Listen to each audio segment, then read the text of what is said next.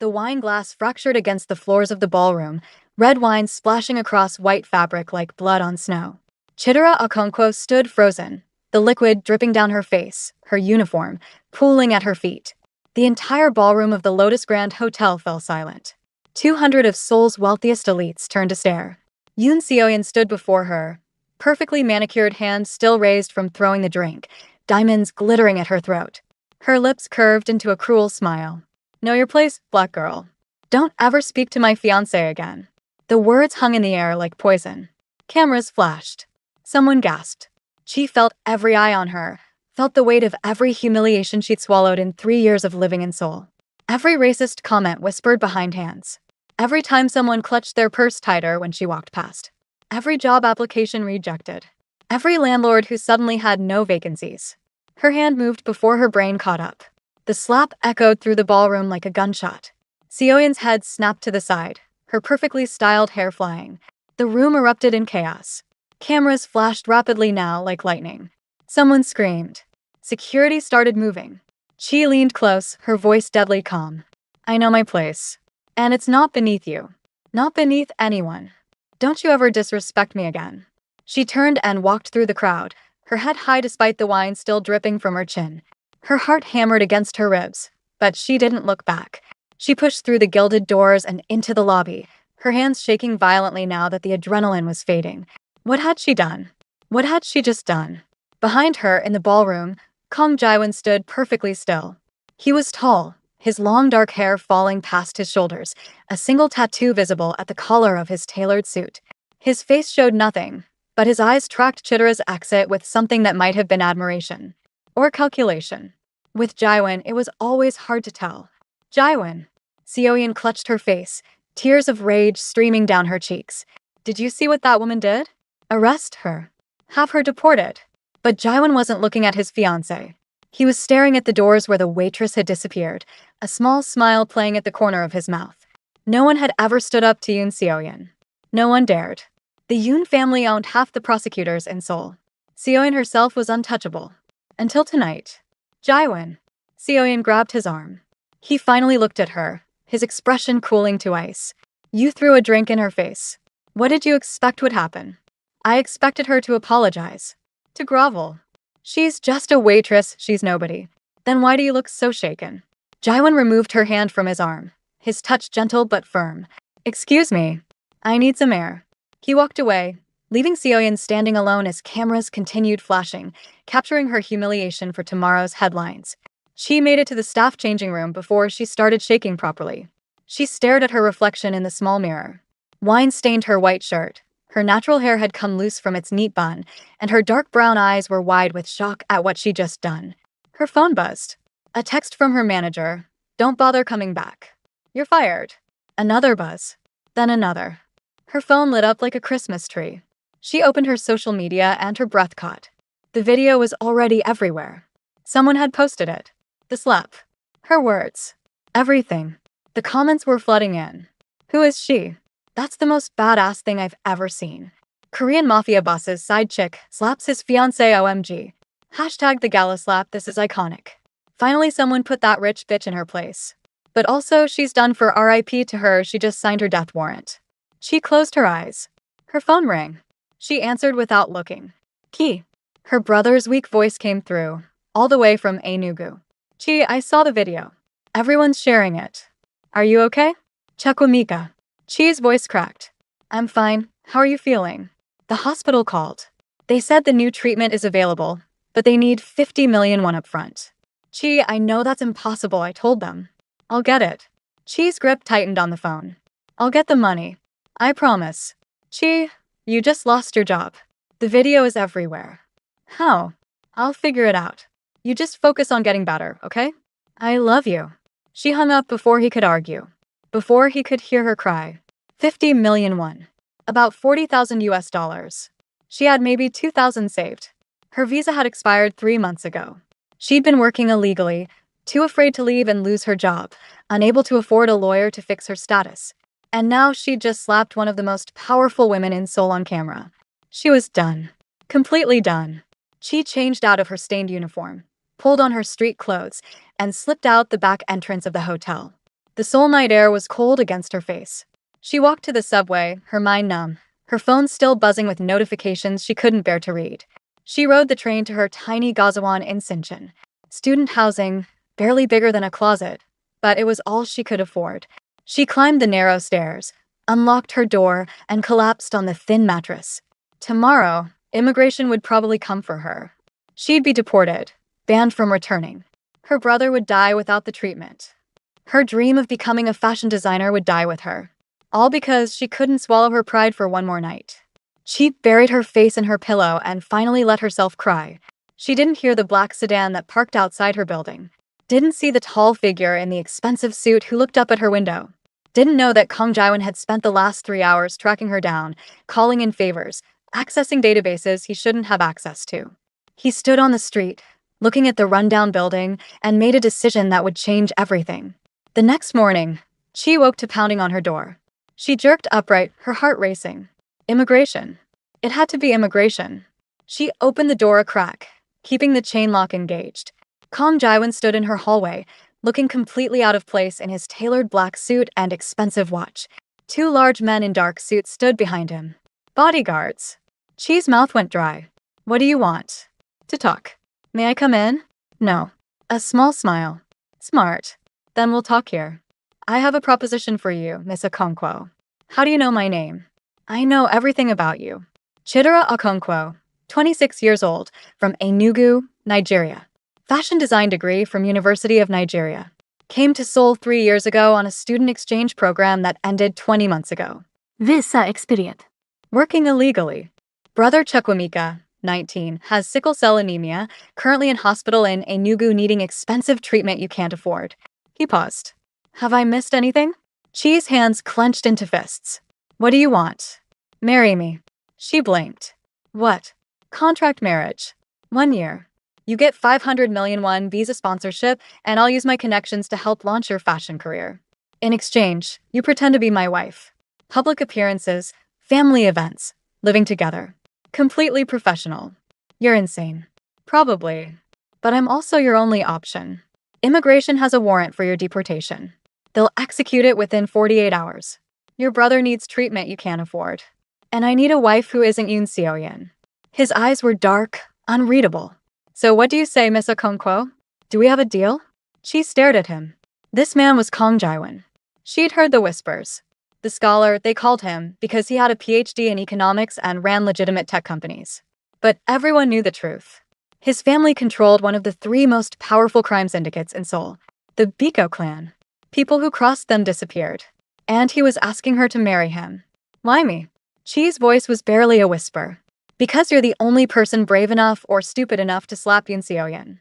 That's exactly the kind of person I need. This is crazy. Yes, but you're running out of time. And options. He pulled out a business card, slid it under her door. You have 24 hours to decide. Call me. He turned and walked away, his bodyguards following. She stood frozen in her doorway, the business card on her floor, her entire world tilting on its axis. Her phone rang. The hospital in Enugu. Miss Okonkwo? This is Dr. Adeyemi. I'm calling about your brother. The treatment window is closing. If we don't begin within the week, I'm afraid the disease progression will make him ineligible. We need your decision and the payment as soon as possible. She looked at the business card on her floor. 24 hours to decide. But really, there was no decision to make at all. She sat across from Kang Jae-won in his lawyer's office, a stack of papers between them. The contract was 15 pages long. She'd read every word twice. 200 million won up front, she said, her finger on the clause. For my brother's medical treatment. Agreed. Jae-won signed without hesitation. You help me establish my fashion line. Real help. Connections, introductions, funding if needed. Done. No physical intimacy. Separate bedrooms. Professional boundaries at all times. Jae-won's pen paused for just a moment. Of course. And I keep my dignity. I won't be paraded around like a trophy. I won't smile and nod while people are racist to me. I won't pretend to be someone I'm not. I wouldn't ask you to. Jae-won looked at her directly. I saw what you did to Seo-yeon. I know exactly who you are. That's why you're here. She picked up the pen. Her hand trembled slightly. 1 year. She could survive 1 year of pretending to be married to a criminal. For Chukwemeka. For her dreams. She signed. Jaiwon's lawyer notarized the documents. Money was transferred. She watched her phone as the hospital in Enugu confirmed receipt of 200 million won. Dr. Adeyemi called 30 seconds later, his voice excited. Miss Okonkwo, we received the payment. We can begin treatment immediately. Your brother is going to be okay. She closed her eyes, tears burning behind her eyelids. Thank you. Thank you so much. When she hung up, Jaiwon was watching her with an expression she couldn't read. Thank you, she said quietly. Don't thank me. We have a deal. I expect you to honor your part. I will. Good. My driver will take you to collect your belongings. You'll move into my penthouse today. We have a family dinner tomorrow night. You'll need appropriate clothing. I've arranged for a stylist. Kaya Spina straightened. I don't need a stylist. I'm a fashion designer. Then design something that will make my grandmother approve of you. She's the real power in the Biko clan, not me. If she doesn't like you, this arrangement ends. I thought we had a contract. We do. But my grandmother doesn't care about contracts. She cares about strength, intelligence, and whether you can hold your own in a room full of people who would happily destroy you. Jaiwon stood, buttoning his suit jacket. Welcome to the family, Mrs. Kong. Jaiwon's penthouse occupied the top 2 floors of a building in Hanamdong, one of Seoul's most exclusive neighborhoods. She stepped out of the private elevator and stopped, stunned despite herself. The apartment was massive, decorated in minimalist style with dark wood and clean lines. Large windows showed the Seoul skyline, the Han River glittering in the distance. Everything was expensive, understated, perfect. Your room is on the east side, Jaiwon said, barely looking at her as he checked his phone. Mine is west. We share the main living areas. My housekeeper comes 3 times a week. Security is monitoring all entrances. Don't try to leave without informing them first. Am I a prisoner? You're my wife. There are people who would love to hurt me by hurting you. The security is for your protection. How reassuring. Jaiwon finally looked at her, something flickering in his dark eyes. You're safe here, Chitra. I don't break my promises. He left her standing in the massive living room, disappearing down the west hallway. She heard a door close. She was alone. She found her bedroom. It was bigger than her entire Gazawon had been. The bed was huge, the attached bathroom had a separate shower and tub, and the closet was the size of a small apartment. Her pitiful bag of belongings looked ridiculous in the corner. She sat on the bed and pulled out her phone. The video of the slap had over 10 million views now. Her Instagram had exploded from 200 followers to 3 million. Messages flooded her DMs, some supportive, many hateful, all overwhelming. She ignored them and called Chukwumika. Key. The doctors just left. They're starting treatment tomorrow. They say the new medication has an 80% success rate. Her brother's voice was stronger than she'd heard it in months. How did you get the money? What happened? I got a job. A really good job. Don't worry about it. Gee, I saw the video. Everyone's saying you're dating that Mafia boss. Tell me that's not true. She looked around the enormous bedroom. It's complicated. Key. I have to go. I love you. Focus on getting better. She hung up before he could ask more questions she couldn't answer. That night, she couldn't sleep. She wandered out to the kitchen around 2 in the morning, looking for water. She found Jaiwon already there, sitting at the kitchen island with a glass of whiskey, his long hair loose around his shoulders. Can't sleep? He asked without looking up. Jet lag. From a different life. She opened the refrigerator, found water. You? I don't sleep much. They stood in silence. She noticed he'd taken off his suit jacket, loosened his tie. The tattoo on his neck extended down. She could see the edge of it disappearing under his collar. A dragon, maybe. Something powerful. Why do you really want to marry me? She asked suddenly. The real reason. Jaiwon was quiet for a long moment. Yoon Seoin's father is prosecutor Yoon Dae-hoon. Very powerful, very connected. Our families arranged our engagement to create an alliance. But I recently discovered something. Someone has been leaking information about my business operations to the police. I think it's her. And marrying me helps how? It gives me time to investigate while appearing to have moved on. It also sends a message that I can't be controlled. He finally looked at her. And it irritates people I want to irritate. So I'm a political move. Aren't we all? Jaiwon raised his glass. To mutually beneficial arrangements. She didn't raise hers. What happens when the year is over? We divorce. Quietly. You get to keep everything. The money, the connections, the career I help you build. You go back to your life. I go back to mine. That simple? That's simple. But the way he said it, looking at her in the dim kitchen light, made Chi think it wouldn't be simple at all. The next evening, Chi stood in front of her mirror, adjusting the dress she designed and sewn in a frantic 12 hours. It was a fusion piece, traditional Korean hanbok lines mixed with Nigerian Ankara print fabric in deep blue and gold. The result was striking, elegant, and completely her own. She'd styled her natural hair in an elegant updo, kept her makeup minimal. When she walked out to the living room, Jaiwan stopped mid-conversation on his phone. "You made that?" he asked when he hung up. "Yes. You said impress your grandmother." "I don't impress people by pretending to be someone else." Something shifted in his expression. "No, you really don't." The Biko clan estate was in the hills outside Seoul, a traditional Korean compound that had been in the Kong family for generations. Armed guards checked them at the gate. Chi's nerves ramped up with every meter they drove. "Relax," Jaiwan said quietly. "Grandmother will either love you or hate you in the first 30 seconds. Nothing you do after that will change her mind." "That's not helpful." "I'm not trying to be helpful. I'm trying to be honest." Grandmother Kong was 75 years old, barely 5 feet tall, and the most intimidating person she had ever met. She sat in the main room wearing a traditional hanbok, her silver hair in a perfect bun, her eyes sharp as knives. "So you're the girl who slapped Yoon Seo-yen," grandmother said in Korean. Chi understood enough to respond, also in Korean. "Yes, grandmother." "Why?" "Because she disrespected me.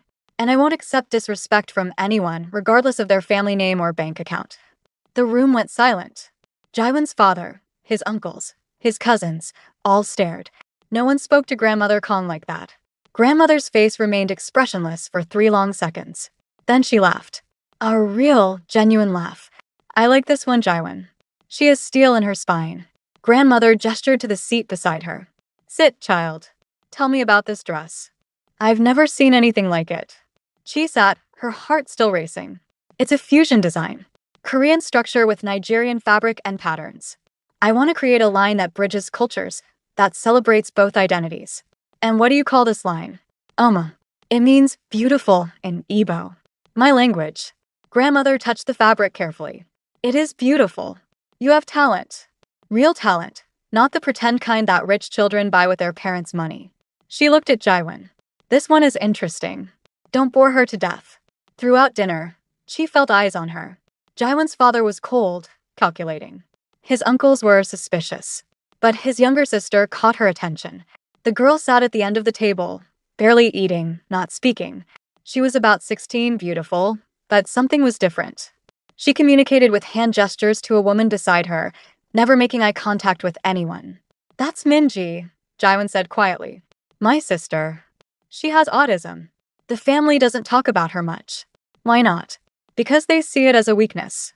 An imperfection in the bloodline." His jaw tightened. "If anything happened to me, they'd institutionalize her. Probably worse." She looked at him with new understanding. "That's why you stay. Why you do this." "For her. Among other reasons." After dinner, Grandmother pulled Chi aside. They walked in the garden, away from listening ears. "I'm dying," Grandmother said casually, as if discussing the weather. "Liver cancer. 6 months, maybe less. Before I go, I want to see Jaiwan happy. Truly happy. Can you do that?" Chi stopped walking. "Grandmother, this is just a contract. It's not real, isn't it? Then why did he learn your language? Why did he spend 3 hours tracking you down the night of the gala? Why does he smile when he says your name?" Grandmother's eyes were knowing. "My grandson has spent his entire life in a cage. You're the first person who's made him want to open the door. Don't waste that." Before Chi could respond, shouting erupted from the house. They rushed back to find Jaiwan and his father in a heated argument in Korean. Chi caught fragments. Disgrace, responsibility, the family name. Jaiwan's father pointed at Chi. "You bring this woman into our home? This foreigner? You embarrass Seo-yeon publicly? You damage our alliance with the Yoon family?" "The alliance was already damaged," Jaiwan said coldly. "And I'll marry who I choose." "You'll marry who I tell you to marry." "I'm 29 years old. I run half your operations. I built this family's legitimate businesses from nothing. I've earned the right to make my own choices." His father's hand rose. For a moment, Chi thought he might actually strike Jaiwan. Then Grandmother's voice cut through like a blade. "Enough." Everyone froze. "Jaiwan has chosen his wife. The decision is made. Anyone who disagrees can take it up with me." Grandmother's smile was sweet and absolutely terrifying. "Any volunteers?" Silence. "I thought not." Now, everyone sit down. We have cake. In the car ride home, Jaiwan was silent. She watched the Seoul lights pass by the window. Thank you, Jaiwan said finally, for not running. I signed a contract. Many people would have run anyway. She looked at him. In the dim light, he looked younger. Tired. Almost vulnerable. Your grandmother told me you learned Igbo, she said. Jaiwan's hands tightened on the steering wheel. Seemed useful. You learned an entire language in 3 weeks because you thought it might be useful? I'm a quick study. That's not an answer. He glanced at her, something raw in his expression. I wanted to understand you. Is that so strange? Yes. Because I'm supposed to be just a contract to you. You are. Then why do you look at me like I'm not? Jaiwan didn't answer. He focused on driving, his jaw tight, and she let the silence settle between them like a living thing. This arrangement was supposed to be simple. Professional. Temporary. But she was beginning to realize that nothing about Kong Jaiwan was simple. And she was in far deeper than she'd ever intended to be. 3 weeks into the arrangement, she stood in the penthouse kitchen at 6 in the morning, preparing moi moi. She'd blended the beans the night before, mixed in peppers, onions, spices. Now she poured the mixture into small aluminum cups, preparing to steam them. The aroma of blended beans and spices filled the apartment, warm and familiar. It smelled like home. Like a nugu. Like her mother's kitchen before she died. What is that smell? She turned to find Jaiwan in the kitchen doorway, hair messy from sleep, wearing only pajama pants and a t-shirt. It was the most casual she'd ever seen him. Moi moi. Nigerian steamed bean pudding. I was craving home. He moved closer, watching her arrange the cups in the steamer. I've never heard of it. Most people haven't. It's comfort food. Not fancy, just good. She glanced at him. Want some? It'll be ready in 30 minutes. I don't usually eat breakfast. That's not what I asked. A small smile. Then yes. I'd like to try it. They sat together 30 minutes later, the moi moi steaming in small bowls. Jaiwan took a careful bite, his expression thoughtful. It's good. Savory. The texture is interesting. My mother used to make it every Sunday. She'd add fish sometimes or eggs. This is the basic version. She took a bite, memories flooding back. She died when I was 19. Cancer. My father died when I was 10. So it was just me and Chukwamika. I'm sorry. Don't be. She had a good life. She was happy. She looked at him. What about your mother? Dead also. 10 years ago. Quel accident. Though everyone knows my father's enemies arranged it. Jaiwan's voice was flat, emotionless. That's the life. People dit. You move on. Do you? Move on. He was quiet for a long moment. No. You just get better at pretending. She felt something shift between them. Some barrier cracking. Onaato yudo, Jaiwan said suddenly. Cheese spoon clattered against her bowl. What did you just say? It's delicious. In Igbo. Is my pronunciation wrong? No, it's perfect, You really did learn Igbo. I told you I did. But why? I mean, really why? You have translators, you have people who. Because, Jaiwan interrupted, looking directly at her, I wanted to understand the language you dream in. I wanted to know the words your mother spoke to you. I wanted. He stopped, seeming to realize he'd said too much. It seemed respectful, given our arrangement. But the way he looked at her had nothing to do with arrangements or contracts. Chi's phone buzzed, breaking the moment. A message from her new assistant. Seoul Fashion Week had accepted her application. They wanted her to show a collection in 6 weeks. Oh my God, she whispered. They accepted me. Seoul Fashion Week. 6 weeks. Jaiwan leaned over to read the message. That's good news. Good news? It's impossible. I need at least 20 pieces, models, venue, marketing. I need Chi's breathing quickened. I can't do this in 6 weeks. Yes, you can. Jaiwan took her phone, typed something. I just connected you with Kim Sora, best fashion PR in Seoul. And Lee Miho, he manages the top models. They'll help you. Jaiwan, I can't ask you to. You're not asking. I'm offering. That's what partners do. He stood, carried his bowl to the sink. Besides, I have a reputation to maintain. Can't have my wife failing publicly. But he smiled when he said it, and she felt her heart do something complicated in her chest. The next 6 weeks were a blur. She designed until her fingers ached, sewed until her eyes blurred. Jaiwan's connections opened doors, but Chi's talent kept them open. Her fusion designs, Korean silhouettes with Nigerian prints, traditional Ankara fabric in modern cuts, caught attention immediately. Korean Vogue did a feature. Her Instagram followers hit 5 million. Celebrities started requesting custom pieces. You're a phenomenon, Sora told her over coffee. People love the cultural fusion angle. And honestly, having Kang Jaewon as your husband doesn't hurt. The power couple narrative is gold. Qui shifted uncomfortably. It's not about him. It's about the work. Of course. But the story matters too. The waitress who slapped her way to the top. The mafia boss who fell for her. It's romantic. Except it wasn't romantic. It was a contract. Professional. Temporary. So why did Chi's stomach twist every time Jaewon came home late, smelling like perfume that wasn't hers? Why did she care when he took phone calls in the other room, his voice low and secretive? The fashion show was in Busan, part of a regional expansion of Seoul Fashion Week. Jaewon had business there anyway, some clan matter Chi didn't ask about. They drove down together, the tension between them thick and unspoken. Nervous? Jaewon asked as they passed through the countryside. Terrified. What if everyone hates it? What if I'm not ready? You're ready. I've seen the collection. It's extraordinary. You've seen it?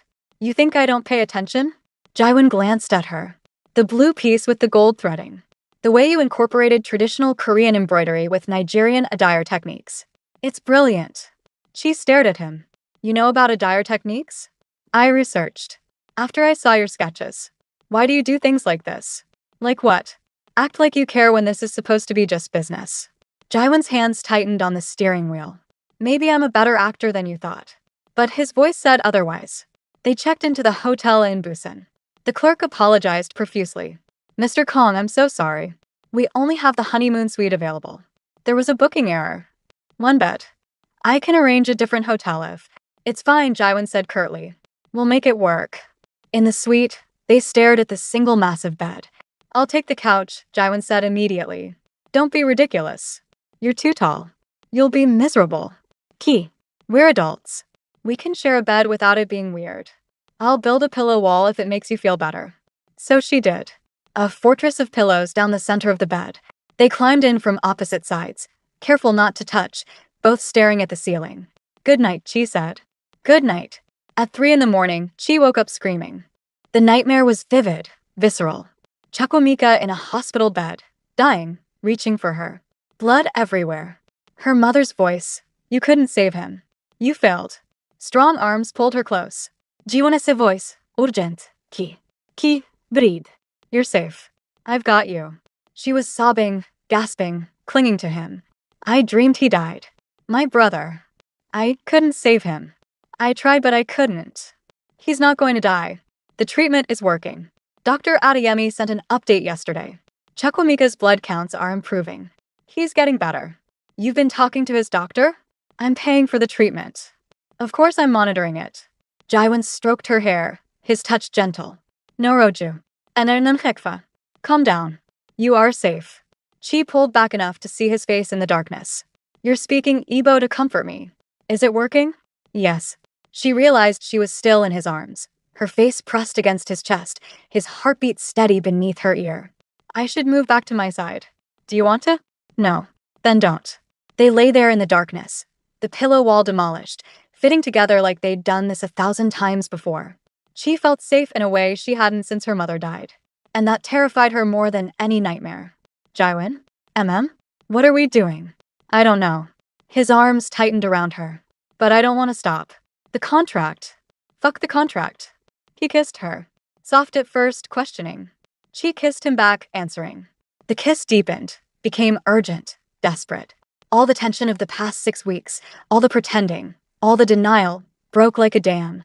They made love slowly, carefully, learning each other in the darkness. When it was over, they lay tangled together, breathing hard. That was a mistake, Chi whispered. Probably the best mistake I've ever made, Jaewon said against her neck. In the morning, reality crashed back. They woke up naked, sunlight streaming through the windows. Chi sat up, pulling the sheet around herself. We should talk about this, she said. I know. This doesn't change the contract. We still have 6 months left. After that, we still end things. Right. Of course. Jaewon's voice was carefully neutral. We were drinking last night. At the show. We were both stressed and we can pretend it didn't happen. Yes. That's probably best.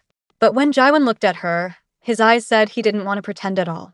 The fashion show was a massive success. Chi's collection received a standing ovation. Orders flooded in. Korean Vogue wanted her on the cover. Her brand, Oma, was officially launched. At the after-party, she had one glass of champagne, then another. Jiwon matched her, both of them celebrating, both of them trying to forget what had happened that morning. "You did it," Jiwon said, his voice warm with pride. "You're exactly where you're supposed to be. We did it. I couldn't have done this without you." "Yes, you could have. Just would have taken longer." He touched her face, his thumb brushing her cheek. "You're extraordinary. Chi, don't ever let anyone make you feel less than that." The champagne made her brave. Or maybe it was the way he looked at her.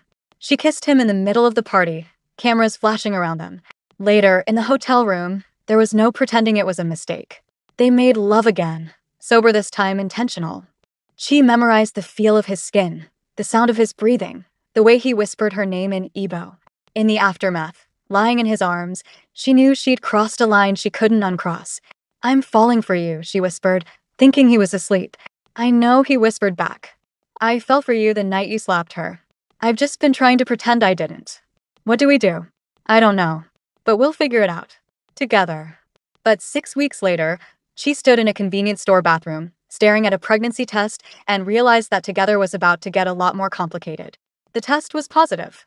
Unmistakably, undeniably positive. She took 3 more. All positive. She slid down the bathroom wall, her hands shaking. She was pregnant. With Jiwon's child. With 4 months left on their contract. 4 months until they were supposed to divorce and go their separate ways. She had to tell him. She would tell him. Soon. But first, she needed to figure out what she wanted. What this meant. How to handle. Her phone buzzed. A news alert. Breaking, Yoon Seoyeon announces pregnancy, claims Kang Jiwon is the father. Chi's blood turned to ice. She clicked the article. There was a video. Seoyeon at a press conference, tears streaming down her face, one hand on her still flat stomach. "Jiwon and I were together before this contract marriage," Seoyeon said to the cameras. "What we had was real. And now I'm carrying his child. He has a responsibility to this baby. To our family." The reporters erupted with questions. Seoyeon fielded them with perfect, practiced grace. Chi watched the video 3 times, each viewing making her feel sicker. Was it true? Had Jiwon been sleeping with Seoyeon while married to her? While whispering that he was falling for her? Was everything a lie? Chi stumbled out of the convenience store, got on the subway, rode it home in a daze. When she walked into the penthouse, Jiwon was there, pacing, his phone pressed to his ear. He saw her and hung up immediately. "Chi, I've been trying to call you. Did you see?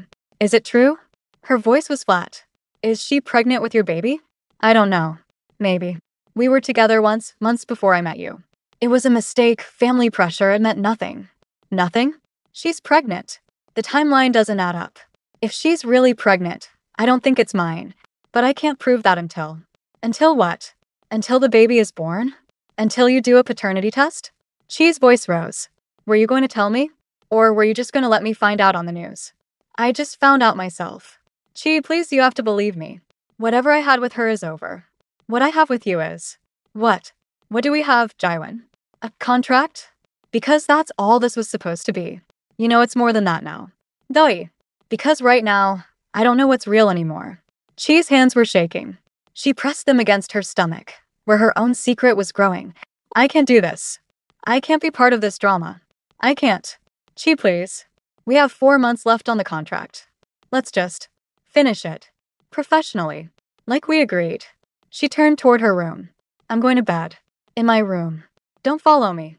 She locked the door before he could respond, slid down it, and finally let herself cry. She was pregnant with the child of a man who might be having a child with someone else. A man she'd fallen in love with despite every promise she'd made to herself. A man she didn't know if she could trust. And she had absolutely no idea what to do next. For 3 days, Chi avoided Jiwon. She left early for her studio, came home late, ate in her room. He tried to talk to her, but she couldn't face him. Not yet. Not while she was still trying to process everything. Not while her own secret sat heavy in her stomach. On the 4th day, she woke up nauseous. Morning sickness. She barely made it to the bathroom before throwing up. When she emerged, pale and shaking, Jiwon was standing in the hallway. "You're sick. I'm calling a doctor. I'm fine. Just stress." "Chi, you look terrible. Please let me." "I said I'm fine." She pushed past him, grabbed her bag. "I have meetings all day. I'll be home late. But she wasn't fine. At her studio, she threw up twice more. Her assistant, concerned, suggested she go home. She refused. She had work to do, designs to finalize, a business to run. She couldn't fall apart now. Her phone buzzed constantly. Messages from Jaiwan she didn't read. News alerts about Seoyeon's pregnancy that she couldn't avoid. The media was having a field day. Love triangle. Mafia boss torn between two women. Seoyeon's baby scandal. What does this mean for the Kong marriage? Sources say Kong Jaiwan planning divorce. That last one made Chi's stomach drop. She clicked it. Anonymous sources claim Jaiwan was planning to divorce Chi and do the right thing by marrying Seoyeon to legitimize his child. Chi closed her laptop before she threw it across the room. That evening, she returned to the penthouse to find Jaiwan waiting in the living room. He looked terrible. Hadn't shaved. His hair was a mess. His eyes were hollow. "We need to talk," he said. "I don't want to talk." "Too bad. Because I've been investigating and I found something. Seoyeon is lying." She stopped. "What?" "She is pregnant. But it's not mine." Jaiwan pulled out his phone, showed her security camera footage. "This is from the Grand Hyatt, 4 months ago. That's Seoyeon. And that's my cousin Minho." The footage showed Seoyeon and a young man entering a hotel room together. The timestamp was clear. "Security footage can be faked," she said, but her voice wavered. "I also have text messages. Minho is an idiot who doesn't delete anything." Jaiwan scrolled through screenshots. Messages between Seoyeon and Minho discussing their affair. Planning to frame Jaiwan. Using the pregnancy to destroy his marriage and take over the clan. She read them, her mind reeling. Why? Why would she do this? Power. Money. Her father, Prosecutor Yoon, has been building a case against me for years. If I'm discredited, distracted by a scandal, he can move against the clan. Minho wants to take over my position. They're working together. This is insane. This is my life. Jaiwan's voice was bitter. Welcome to it. She sank onto the couch, the evidence overwhelming. So the baby isn't yours? No. And I can prove it, but not until the baby is born. DNA testing requires. I know what it requires. Chi's hands went to her own stomach, unconsciously protective. What are you going to do? Expose them. But I need time. I need to gather more evidence. Build an airtight case. In the meantime, he looked at her desperate. Please believe me. I haven't touched Seoyeon since before I met you. I wouldn't. Not when he stopped himself. Not when you what? Not when I'm in love with you. The words hung in the air between them. Chi's breath caught. You can't mean that. Why not? Because this is a contract. Because in 4 months we're supposed to divorce and walk away. Because you're Kong Jaiwan and I'm just what? A waitress who slapped fear in the face? A designer whose work is in Korean Vogue? The woman who made me want to be someone different. Someone better? Jaiwan crossed to her, knelt in front of the couch. You're not just anything, Chi, or everything. Chi's eyes filled with tears. I'm pregnant. The words fell out before she could stop them. Jaiwan froze. What? I'm pregnant. About 8 weeks. It's yours. From Busan. Chi's voice shook. I found out the same day Seoyeon made her announcement. I was going to tell you, but then everything exploded and I didn't know if I could trust you and I'm so scared, Jaiwan, I'm so scared. He pulled her into his arms, holding her so tightly she could barely breathe. I've got you. Whatever happens, I've got you. What are we going to do? We're going to figure it out. Together. Like we always do. But before they could say more, the penthouse door exploded inward. Not literally, but close.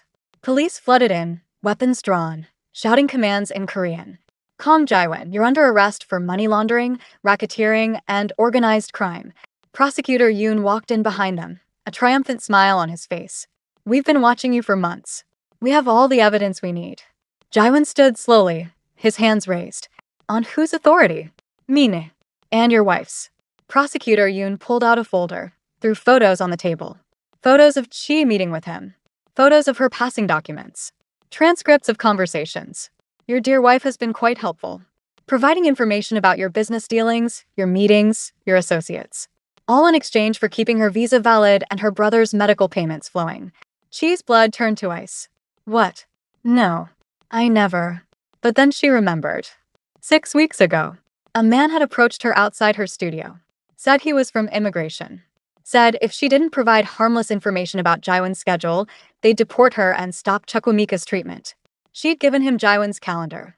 Meeting locations. Dinner appointments. Nothing important, she thought. Just schedules. Oh my god, she whispered. They used me. They twisted everything I said. Very convenient story. Prosecutor Yoon sneered. Mr. Kong, you have the right to remain silent.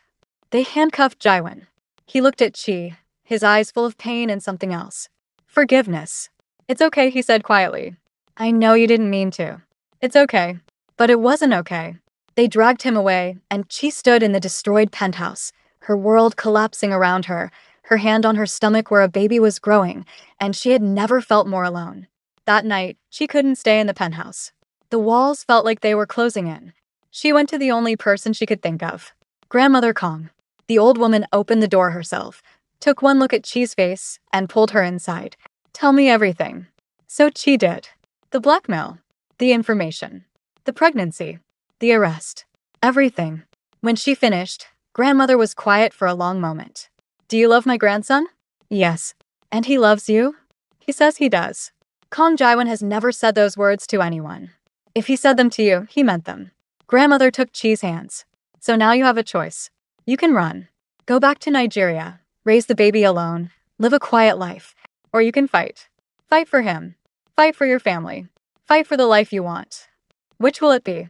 Chi thought of Jaiwon in a cell. Thought of Seoyeon and Minho and Prosecutor Yoon winning. Thought of her child growing up without a father, without knowing the truth. She thought of the slap that started everything. The moment she decided to stop being invisible. I'm going to fight. Grandmother smiled. Good. Then let's go to war. The next week was a blur. Chi, grandmother, and Minji worked around the clock. Minji, brilliant with computers despite her autism, hacked into Prosecutor Yoon's email server. What they found was damning. Emails between Yoon, Seoyeon, and Minho planning the entire conspiracy. Plans to frame Jaiwon. Evidence that the information she provided had been deliberately misrepresented. And most importantly, deleted voicemails between Seoyeon and Minho discussing their baby and how to use it to destroy Jaiwon. Chi recorded a confession video, posted it to her Instagram. 5 million followers saw it instantly. My name is Chidera Okonkwo. I was blackmailed into providing information used to frame my husband. I was wrong to trust them, but I'm going to make it right. The video went viral. 10 million views in 6 hours. Public opinion shifted. Hashtag Free Jaiwon trended worldwide. An emergency hearing was scheduled. Chi walked into that courtroom 8 months pregnant, her stomach round and unmistakable. Jaiwon was brought in from custody. When he saw her pregnancy, his eyes widened with shock and something deeper. Love. Prida. Fear. Chi took the stand. I was blackmailed by Prosecutor Yoon, she testified. He threatened my brother's life, my visa status, everything I had. I gave him what I thought was harmless information. Dinner schedules. Meeting locations. I didn't know he would twist it into evidence of crimes. She presented everything. The emails. The voicemails. The hotel footage. Seoyeon's medical records showing she was exactly as far along as her affair with Minho had started. The courtroom erupted. Prosecutor Yoon tried to object, but the judge silenced him. You are hereby relieved of all duties pending investigation. Court security. Take him into custody. Seoyeon screamed as she and Minho were arrested. The judge dismissed all charges against Jaiwon. He walked toward Chi as cameras flashed. She was crying, her hands on her swollen belly. I'm sorry, she whispered. I'm so sorry I trusted them. I'm sorry. Stop. Jaiwon pulled her close, careful of her stomach. You survived. You fought back. I'm not going to punish you for being human when I've done so much worse. He knelt in front of her, in front of all the cameras, his hand on her stomach. Marry me. For real this time. Not a contract. Not an arrangement. Marry me because I love you. Because I want to raise this child together. Because I want forever. We're already married, she said through tears. That was a contract. This is a promise. He looked up at her. So what do you say? Will you be my wife? Really, truly mine? Yes. Yes, 1,000 times yes. He kissed her as the courtroom applauded, as cameras flashed, as their future began. 2 months later, Chi went into labor 3 weeks early. Jaiwon nearly crashed the car getting her to the hospital. He held her hand through every contraction, whispered encouragement in Igbo, was there when the doctor said it's twins, a boy and a girl. Jaiwon cried when he held them. The fearless Mafia heir, crying openly as he looked at his children. They're perfect, he whispered. You're perfect. 1 year later, she stood at another gala. The same hotel where everything started. But this time, She wore her own design, her twins with grandmother backstage, her fashion empire spanning 3 continents. Someone accidentally spilled champagne near her. She looked at Jaiwan. Should I slap them? He laughed. Only if they deserve it. That's my husband. Always encouraging violence. They danced as cameras flashed, capturing the couple that had changed Seoul forever. The woman who slapped her way to the top. The Mafia boss who learned to love. A news alert popped on someone's phone. From viral slap to fashion empire, the Chitara Kong story inspires millions. She saw it and smiled. She'd come to Seoul with nothing but dreams and desperation. She'd been humiliated, fired, threatened with deportation. She'd slapped a woman and changed her entire life. And she wouldn't change a single thing. Well, maybe one thing. She'd have slapped Seoyeon harder. Jaiwan pulled her closer as the music played. What are you thinking about? How a single moment can change everything. How one choice can lead to a whole different life. Any regrets? She looked at her husband, thought of her children, her empire, her family. Not even one. Good. Because I'm never letting you go. Promise? Promise. And as they danced under the lights of the Lotus Grand, in the same ballroom where a slap had echoed and a love story had begun, she knew that some promises were meant to be kept forever. If you loved this story of courage, love, and redemption, hit that subscribe button and drop a comment telling us your favorite moment. Was it the slap? The moi scene? The courtroom victory? Let us know, and don't forget to like this video to help others find she and Jaiwan's incredible journey. More amazing stories coming soon.